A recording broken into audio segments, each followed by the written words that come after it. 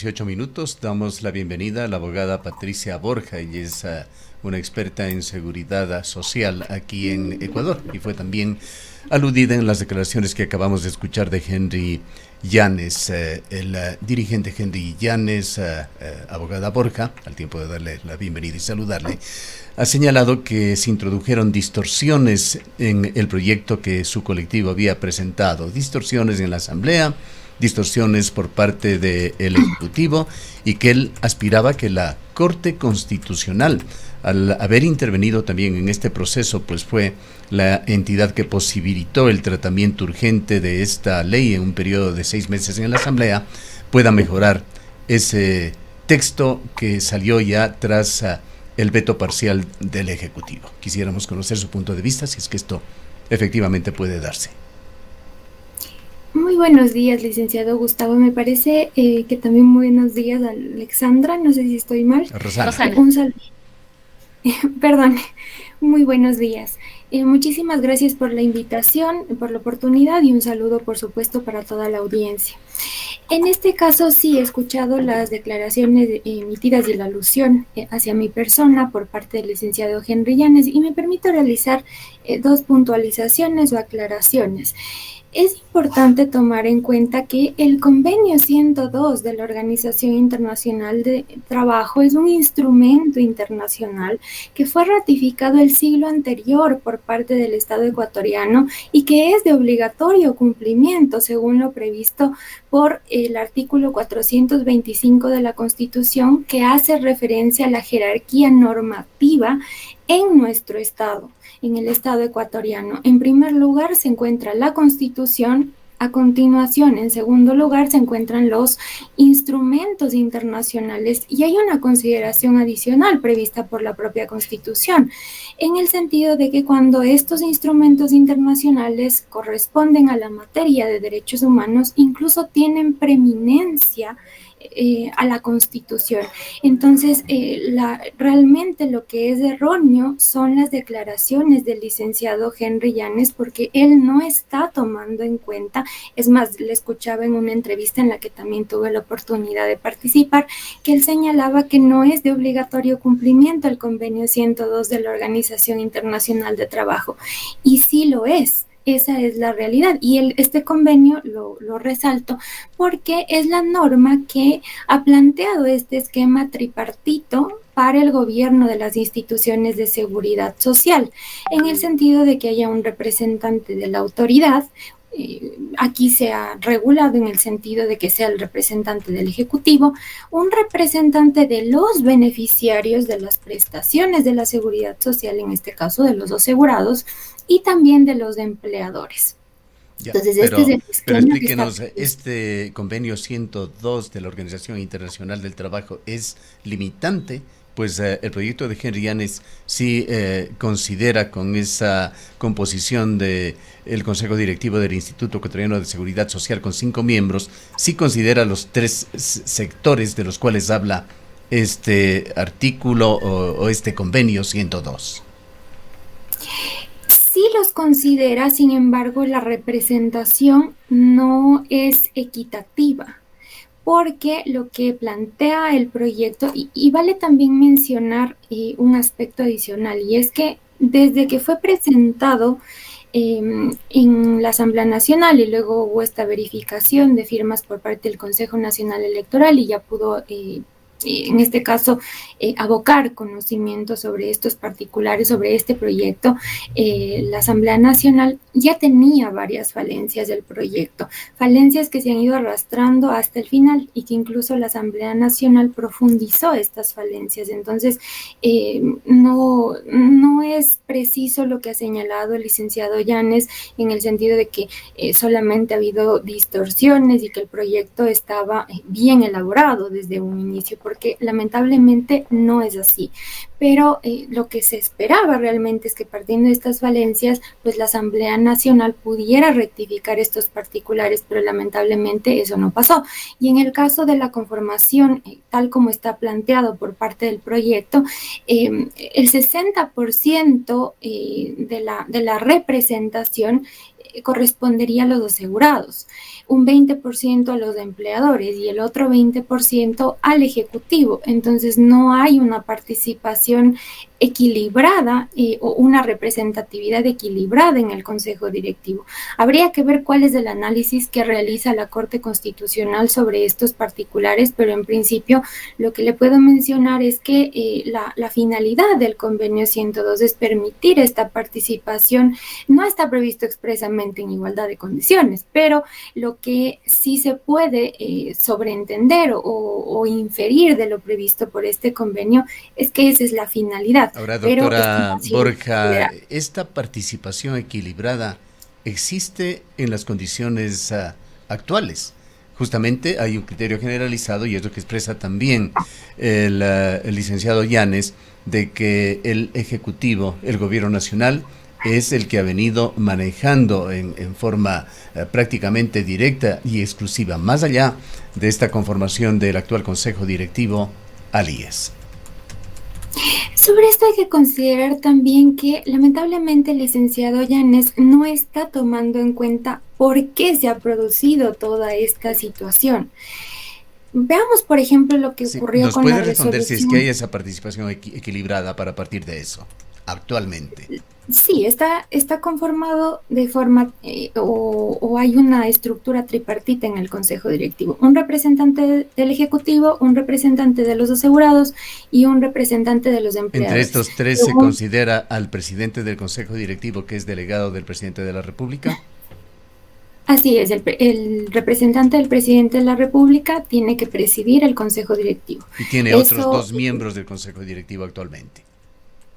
Sí, exactamente. Eso se mantuvo con la reforma del 2022 a la Ley de Seguridad Social.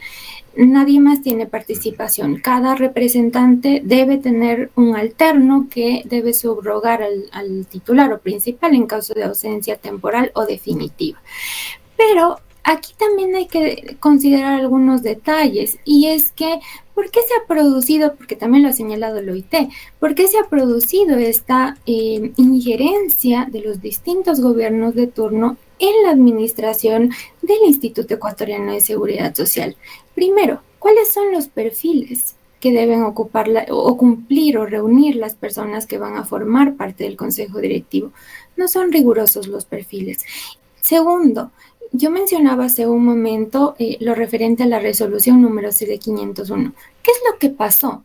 El Ejecutivo logró, o el representante del Ejecutivo de esa época, logró la aprobación de esta resolución que de forma antitécnica modificó las tablas de aportación, pero con el voto del propio representante de los asegurados, que fue principalizado el 13 de noviembre del 2015, luego de que la representante titular fuera removida. Allí tendríamos que ir a la parte previa. ¿Cómo se elige? ¿De qué manera se ha venido eligiendo al representante de los asegurados o de los afiliados? Pues no son solamente los asegurados, están también los jubilados allí. ¿Y cómo se ha venido eligiendo al representante de los empleadores? ¿Quién lo hace? Y además recordar que en estas elecciones, al menos en la última, hubo una serie de inconvenientes de acuerdo al proceso, que si no me equivoco se cambió en 2 ocasiones, y a la final hubo serios problemas al momento de contar con este representante en el directorio.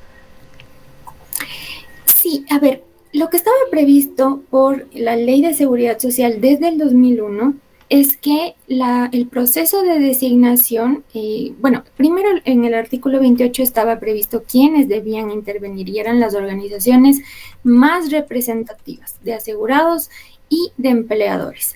Y lo que se establecía en este artículo 28 es que en el reglamento que llegue a expedir el presidente de la República se determinaría todo el proceso. Lo que se realizó a través de varios reglamentos es que el proceso sea a través de colegios electorales. En el año 2016, la Corte Constitucional emitió una sentencia en la que declaró la inconstitucionalidad tanto del entonces inciso segundo y el inciso tercero de este artículo 28, porque señalaba que no había mayor representatividad en quienes intervenían en el proceso de designación, porque solamente se consideraba a quienes estaban agremiados, pero los no agremiados pues no tenían posibilidad de participar. Entonces dispuso a la Asamblea Nacional que de forma inmediata emitiera una reforma para garantizar la participación y la igualdad en la designación del representante de los asegurados y del representante de los empleadores. La Asamblea Nacional en el año 2022 y justamente el 1 de noviembre de 2022 finalmente entró en vigencia una reforma a la Ley de Seguridad Social respecto de este artículo 28. Pero lamentablemente por las falencias de esta ley, hasta el momento el Consejo Nacional Electoral no ha podido culminar con este proceso de designación. Realizó la convocatoria el 5 de marzo del 2023, pero debido a varias dificultades, porque el IES no ha remitido la información sobre los diversos delegados a los colegios electorales, porque en la ley del 2022 también se mantuvo un esquema de designación más bien indirecto a través de colegios electorales. Pero el IES tiene la responsabilidad de remitir esta información porque previamente debe solicitar la información relacionada con las distintas organizaciones de asegurados y empleadores a las diversas carteras de Estado, pero lo que ha señalado el IES es que no todas las carteras de Estado le han brindado información. ¿Cuál es su juicio de valor, abogada Borja? Usted es una persona independiente que viene de la academia más bien y desde allí observa al Instituto Ecuatoriano de Seguridad Social. ¿Cuál es su juicio de valor sobre el estado de situación actual del organismo, partiendo su análisis justamente de la conformación del Consejo Directivo del IES, que es la entidad que toma en forma principal, fundamental, las decisiones? Realmente es bastante preocupante la situación y este proyecto hubiera sido una muy buena oportunidad para solventar las falencias de la ley del 2022, porque hay que recordar que sí, como se mencionó previamente, hubo un problema en torno a la designación de la representación de los asegurados, porque el presidente de la República, el señor Guillermo Lasso, en esa época emitió un decreto ejecutivo, pero la situación terminó con una respuesta, por así decirlo, de un juez de Quevedo que sin fundamento en contra de la ley determinó que las personas que actualmente están ocupando el cargo de vocal principal y vocal alterna de los asegurados, pues ocupen ese cargo. Y el veto, perdóname la interrupción nuevamente, el veto del presidente Daniel Noboa subsana este problema. Realmente ahorita corresponderá a la Corte Constitucional el abocar conocimiento una vez que la Asamblea Nacional remita el proyecto de ley, la objeción y los respectivos descargos, conforme está previsto por la Ley Orgánica de Garantías Jurisdiccionales y Control Constitucional, o si no cumple la Asamblea Nacional con remitir esta información, puede incluso abocar de oficio según esta ley, pero ya habría que ver qué es lo que determina la Corte Constitucional, pero sí hay muchos fundamentos importantes en la objeción de parte del Ejecutivo. Expresa Henry Llanes, que aspira a que la Corte pueda mejorar ese proyecto. La Corte no tiene la función de legislar, pero sí tiene que ver que lo que se proponga esté dentro de los márgenes que permite la Constitución. En honor al tiempo, quisiera pasar a otro tema relacionado con este mismo proyecto, abogada Borja. El presidente Daniel Noboa ha objetado la Ley de Seguridad Social por inconstitucional, pero también, y así lo dice el decreto, que nos ha generado un poco de curiosidad, por inconveniencia. Inconveniencia, que la palabra lo dice, es un tema absolutamente subjetivo. Por inconveniencia, observó el artículo 5, 10, 11 y la segunda disposición general, así como disposiciones transitorias primera y segunda.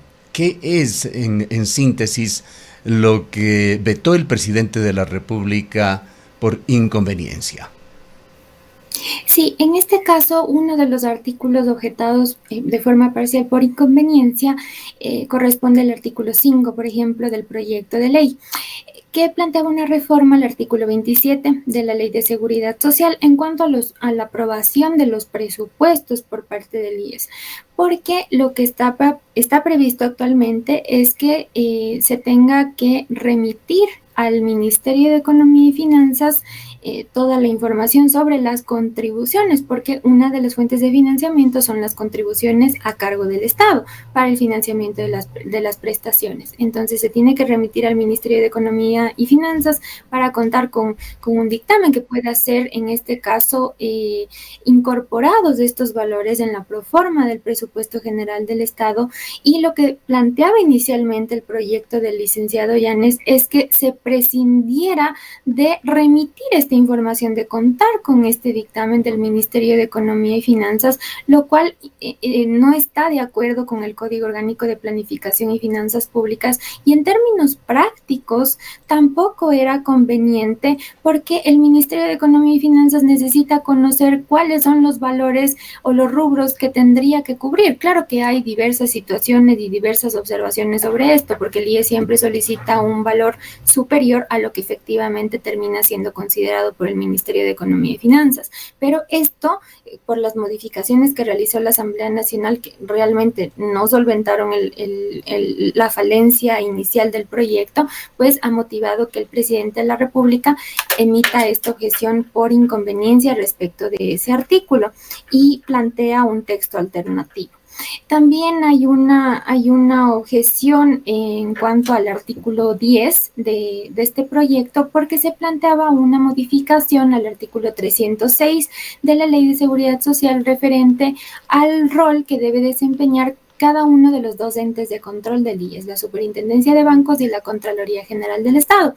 Aquí también hay que tomar en cuenta que hubo algunas observaciones de parte de la Superintendencia de Bancos. Antes que se vaya del punto 5, abogada Borja, entendemos que el Instituto Ecuatoriano de Seguridad Social, con este consejo directivo manejado por el gobierno o controlado por el gobierno, el IES pidió al Ministerio de Finanzas 3.706 millones de dólares para este año 2024, pero el Ministerio decidió reducir en casi 1.500 millones y en la proforma incluyó solamente 2.393 millones. Allí nos preguntamos cómo se manejan estos temas, quién tiene la razón, cuál es el papel del Consejo Directivo del IES.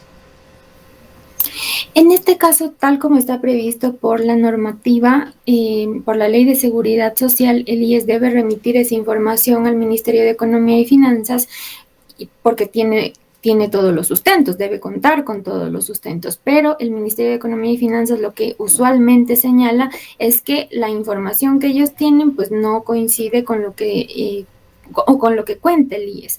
Y el IES lo que al final realiza en las distintas resoluciones, mejor dicho, que contienen los presupuestos, es registrar o mencionar que se registrará en cuentas por cobrar esos valores de diferencia. Todo parte también de la calidad de la información que tiene el Instituto Ecuatoriano de Seguridad Social y pues bueno, al final del día hay esta postura del Ministerio de Economía y Finanzas, que creo que sobre eso se debería pensar en la posibilidad de establecer mecanismos que puedan ser más claros para la determinación del monto real de estas obligaciones y que no se ocasionen los perjuicios que se han venido causando al IES, porque siempre los valores son inferiores a los que solicita el IES. Abogada, y al final del Borja, día ni siquiera esos valores son cubiertos en su así totalidad. Es, este rato hay una situación muy delicada para el Instituto Ecuatoriano de Seguridad Social, al punto de que aquí en la ciudad de Cuenca personas que requieren diálisis, por ejemplo, no están siendo atendidas. El problema es enorme, las farmacias están desabastecidas, la atención médica sumamente precaria. Es una situación muy grave la que estamos viviendo actualmente. Pero quisiera preguntarle también con respecto a uno de los temas que ha llevado al IES a esta situación que raya ya con el desastre.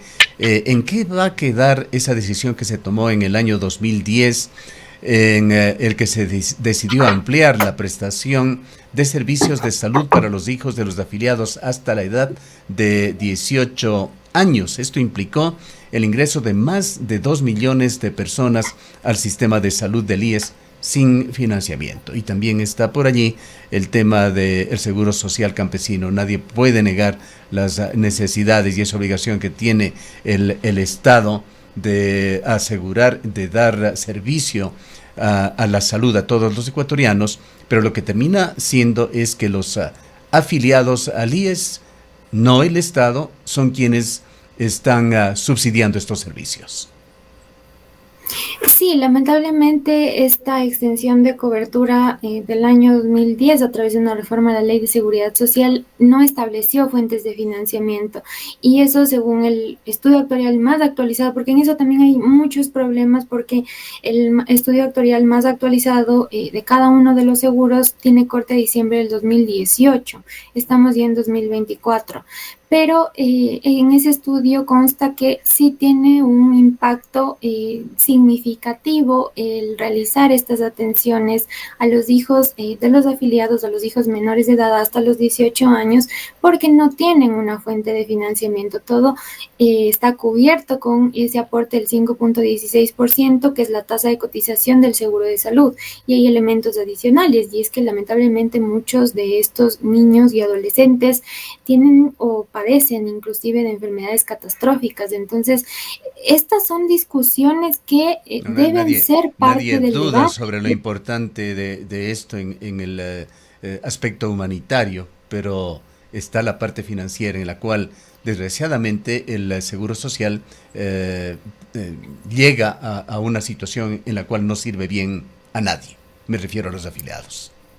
Ciertamente que el fin es muy loable, pero no se debe perder de vista que toda prestación debe contar con el suficiente financiamiento, porque si no se genera un desequilibrio y un perjuicio para todos los asegurados. Entonces, podría haber una decisión por parte del Consejo Directivo, según los rangos previstos por la Ley de Seguridad Social, en torno a dotar de una fuente de financiamiento, o inclusive, ojalá, partiendo de lo que ha señalado el doctor Peña, que está el IES en proceso de elaboración de una propuesta de reforma tanto al seguro de pensiones, así como al seguro de salud, pues se pueda incorporar en la discusión esta temática que sí tiene un impacto financiero significativo. Y solamente, si me permite, un detalle que no pude realizar esta aclaración al inicio.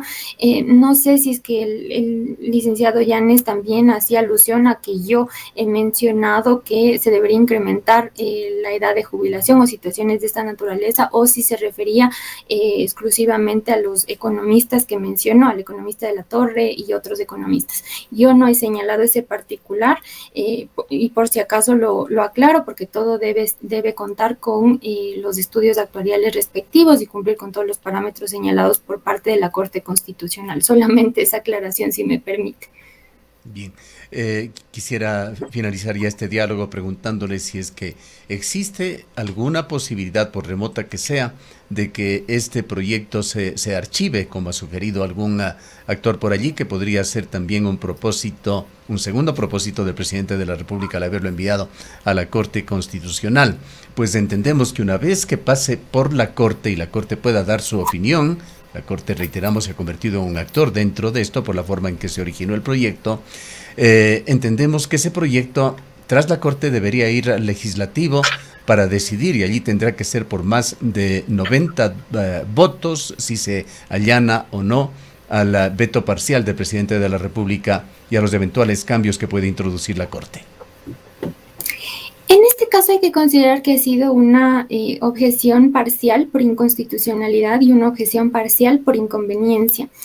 No todos los artículos del proyecto han formado parte de esta objeción, primero.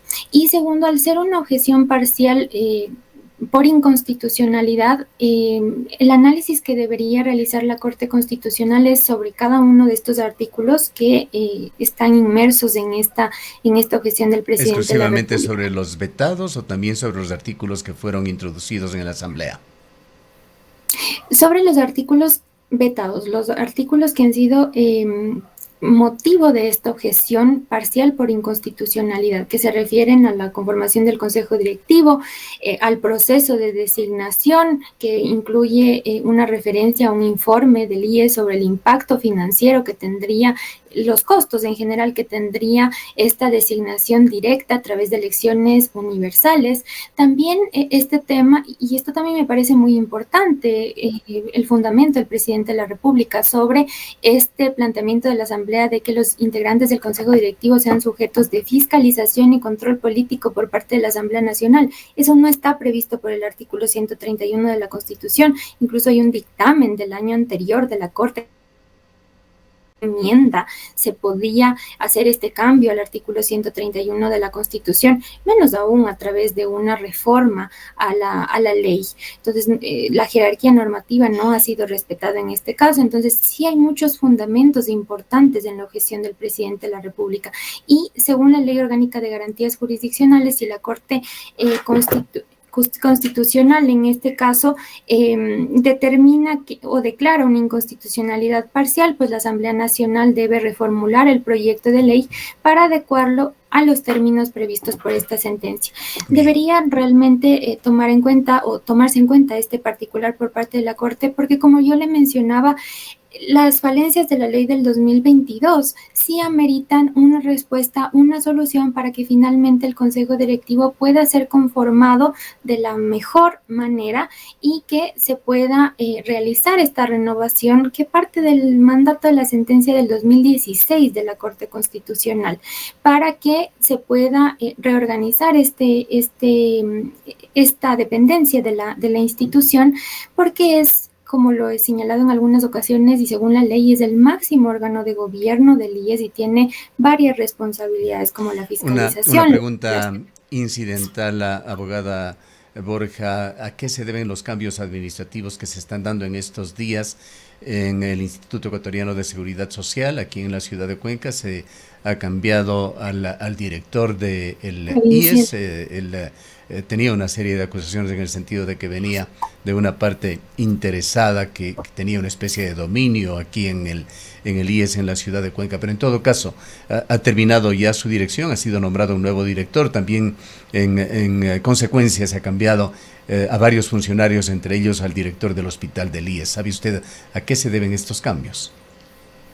No le podría brindar una respuesta con precisión, solamente en términos generales le podría mencionar que siempre el Consejo Directivo, el director general deben realizar procesos o deberían realizar procesos de evaluación de los funcionarios de la institución para verificar que estén desempeñando sus funciones, cumpliendo con sus atribuciones en la forma prevista por la Ley de Seguridad Social y por todas las resoluciones del Consejo Directivo. Entonces, si no se están cumpliendo con las atribuciones, pues sin duda en esos escenarios pues ameritaría un cambio. ¿Es posible de alguna manera acceder al texto de esas sesiones de lo que se ha decidido allí y conocer por parte del público por qué razones se han tomado esas decisiones? En el caso de las sesiones del Consejo Directivo, en la página web del IES está disponible en la sección SEA de transparencia las actas de las sesiones por gobierno, por periodo de gobierno. Entonces sí se puede observar. Claro que ahora mismo está cargada hasta el acta del 5 de marzo del 2024.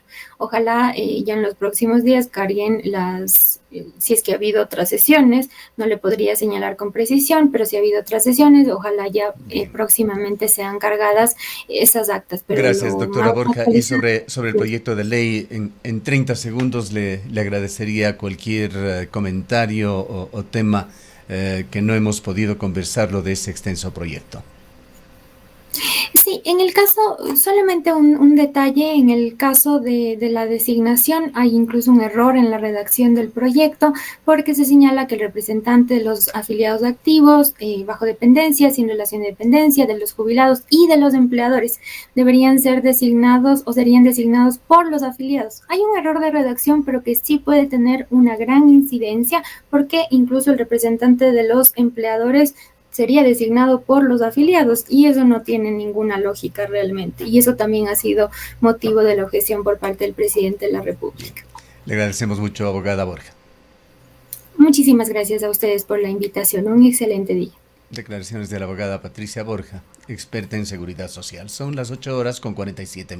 En mi futuro, me veo finalizando el máster que siempre quise